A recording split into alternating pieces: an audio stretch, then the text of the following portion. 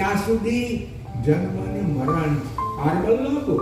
આપણા કરતા દેવતમનું મેં એકવાર કહ્યું હતું ને કે અહીંયા વર્ષોમાં ગણતરી છે અને દેવધામમાં યુગોમાં ગણતરી છે.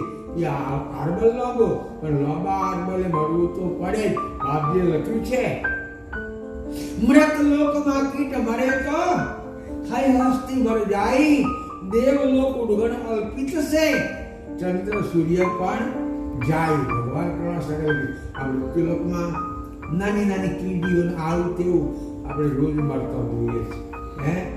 તો એના આયુષ્ય આગળ હાથીને ઘોડા લાંબો આયુષ્ય ગણાય, પેલી કીડીને આગળ તું નથી મરતા. મૃત લોકમાં કીટ મરે તો હરે હસ્તી મર જાય, એનો આયુષ્ય બગડ્યા મરી જાય. એ જ રીતે કે છે કે દેવ લોક ઉડગણ અલ્પિત છે.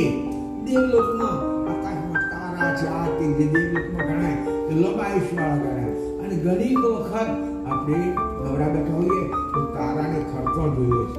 તારો ખરતો જોઈએ, તારા ખરે છે. જો તારા ખરતા હોય તો દેવ લોક ઉડગણ અલ્પિત છે, ચંદ્ર સૂર્ય પણ જાય. ક્યારે એનો આરબલ પૂરું થશે ત્યારે ચંદ્ર અને સૂર્ય પણ જશે.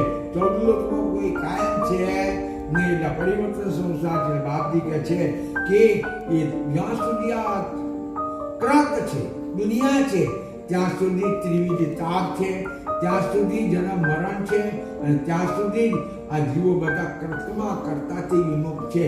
હવે એ ત્રિવિધ તાપમાં રહેલા લોકો ભગવાનની પ્રાર્થના કેવી રીતે કરે અને એ પ્રાર્થનાથી શું ફળ થાય એ કાલે પમદાડે પગલીની કથામાં કહીને આ વર્ષની કથાનું આપણે સમાપન કરીશું.